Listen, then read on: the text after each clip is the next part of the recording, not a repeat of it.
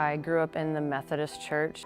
I kind of dabbled in evangelical Christianity as well with my friends.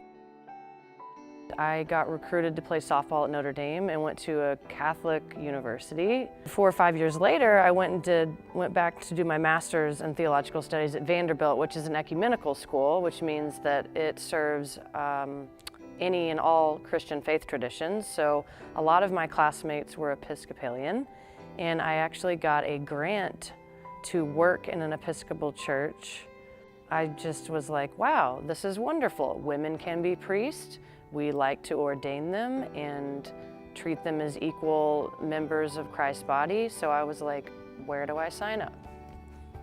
What makes Grace special to me is the mission and values of Grace, the priests, and the community.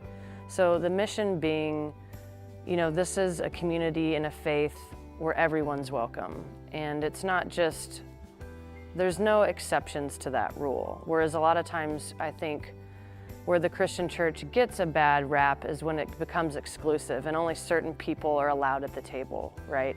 Having, again, a woman as a priest, a co-priest in charge was really important to me.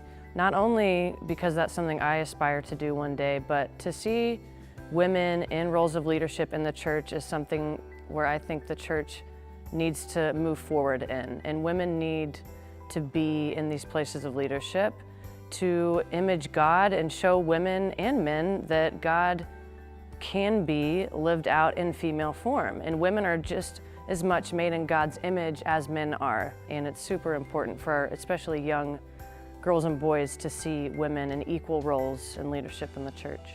And the community I'm getting to know slowly. It's wonderful and thriving, and I appreciate the diversity that's here and the intergenerational conversations that are happening, and I just think it's a wonderful place for me to live out my faith and be challenged and fulfilled and supported in my life.